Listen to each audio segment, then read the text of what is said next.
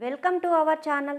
ఇటీవల భారత ఉపరాష్ట్రపతి అయిన జగదీప్ ధన్ఖడ్ రాజీనామా చేసిన సందర్భంలో భారత రాజ్యాంగంలోని ఉపరాష్ట్రపతి పదవి గురించి కంప్లీట్ ఇన్ఫర్మేషన్ ఈ వీడియోలో తెలుసుకుందాం.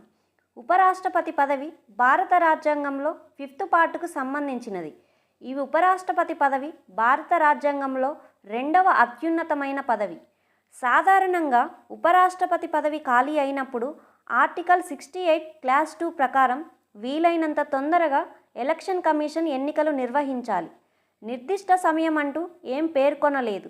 కానీ ఆర్టికల్ 62A ప్రకారం రాష్ట్రపతి పదవి ఖాళీ అయినప్పుడు 6 నెలల్లోగా తప్పక ఎన్నికలు నిర్వహించాలి. ఉపరాష్ట్రపతి పదవీ కాలం 5 సంవత్సరాలు ఉంటుంది. ఉపరాష్ట్రపతి అయిన జగదీప్ ధన్ఖడ్ రాజీనామా చేసిన సందర్భంలో తదుపరి ఎన్నికైన ఉపరాష్ట్రపతి కూడా 5 సంవత్సరాల వరకు పదవిలో కొనసాగుతారు. ఉపరాష్ట్రపతి తన రాజీనామా లేఖను రాష్ట్రపతికి అందజేస్తారు. తొలగించే తీర్మానం ముందుగా ఎఫెక్టివ్ మెజారిటీతో రాజ్యసభ ఆమోదించిన తర్వాత లోక్సభ సింపుల్ మెజారిటీతో ఆమోదించాలి. ఒక వ్యక్తి ఉపరాష్ట్రపతి పదవికి ఎన్నిసార్లైనా ఎన్నిక కావచ్చు. ఉపరాష్ట్రపతి పదవికి ఎలిజిబిలిటీ క్రైటీరియాని మనం గమనించినట్లయితే భారతీయ పౌరుడై ఉండాలి, అదేవిధంగా 35 సంవత్సరాల వయసు నిండి ఉండాలి, రాజ్యసభ సభ్యులుగా ఎన్నుకోబడడానికి అర్హతలు కలిగి ఉండాలి, ఎటువంటి లాభసాటి పదవిని కలిగి ఉండరాదు. ఉపరాష్ట్రపతి ఎన్నిక విధానాన్ని మనం గమనించినట్లయితే ఉపరాష్ట్రపతి ఎన్నిక దాదాపుగా రాష్ట్రపతి ఎన్నిక విధానంను పోలి ఉంటుంది. రాష్ట్రపతి వలె ఉపరాష్ట్రపతి కూడా పరోక్షంగా ఎన్నుకోబడతారు. పార్లమెంటుని ఉభయ సభ సభ్యులతో కూడిన ఒక ఎన్నికల గణముచే ఆయన ఎన్నుకోబడతారు. ఈ విధంగా రాష్ట్రపతిని ఎన్నుకోవడానికి నిర్దేశించిన ఎన్నికల గణానికి ఈ ఎన్నికల గణానికి 2 అంశాలలో తేడాలు ఉన్నాయి. ఈ ఎన్నికల గణంలో ఎన్నికైన మరియు నామినేటెడ్ అయిన పార్లమెంట్ సభ్యులు ఉంటారు. అనగా రాష్ట్రపతి ఎన్నికల గణనలో ఎన్నికైన సభ్యులు మాత్రమే ఉంటారు. ఇందులో రాష్ట్ర అసెంబ్లీ సభ్యులు ఉండరు.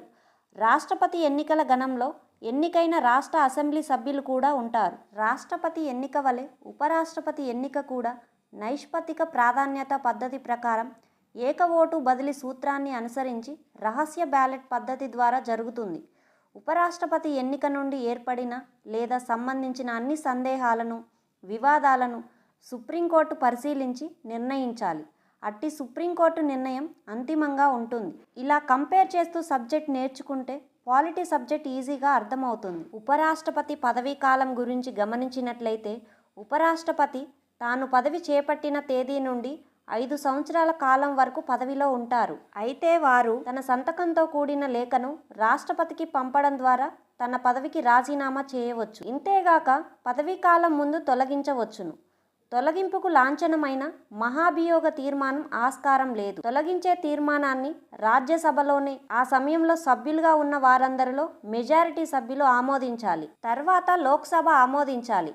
తొలగించే తీర్మానం ముందుగా రాజ్యసభ ఎఫెక్టివ్ మెజారిటీ ఓటుతో ఆమోదించిన తర్వాత లోక్సభ సాధారణ మెజారిటీతో ఆమోదించాలి. ఈ తొలగింపు తీర్మానాన్ని ముందుగా రాజ్యసభలో మాత్రమే ప్రవేశపెట్టాలి, లోక్సభలో కాదు. అయితే కనీసం 14 రోజుల ముందు ఈ విషయంలో వారికి నోటీస్ జారీ చేయకుండా అటువంటి తీర్మానాన్ని చేయరాదు. అయితే తొలగింపునకు గల కారణాల గురించి రాజ్యాంగంలో ఎక్కడ పేర్కొనకపోవడం చెప్పుకోదగ్గ విషయం.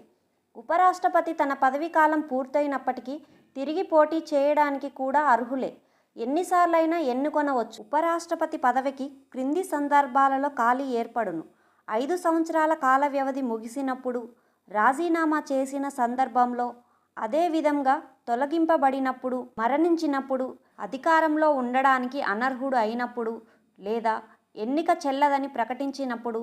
ఉపరాష్ట్రపతి కాలపరిమితి ముగిసిన తర్వాత ఏర్పడిన ఖాళీని భర్తీ చేయడానికి జరపవలసిన ఎన్నిక ఆ పదవీ కాలం ముగిసేలోపే నిర్వహించాలి. రాజీనామా, తొలగింపు, మరణం లేదా ఇతర విధంగా ఉపరాష్ట్రపతి పదవిలో ఏర్పడు ఖాళీని ఆ ఖాళీని ఏర్పడిన తర్వాత సాధ్యమైనంత వెంటనే జరపాలి.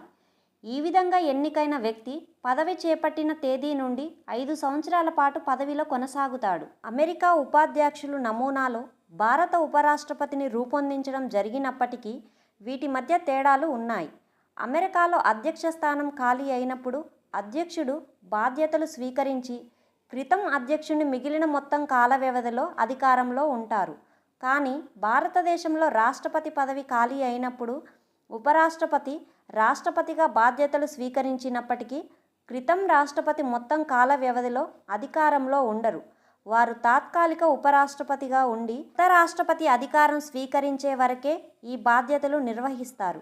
ఈ విధంగా భారత రాజ్యాంగం ఉపరాష్ట్రపతికి ప్రముఖమైన విధులను ఇవ్వలేదని తెలియజేస్తుంది. ఉపరాష్ట్రపతి సంబంధిత ఆర్టికల్స్ని మనం గమనించినట్లయితే భారత రాజ్యాంగంలో 63 నుండి 71 వరకు ఉపరాష్ట్రపతిని గురించి తెలియజేస్తాయి.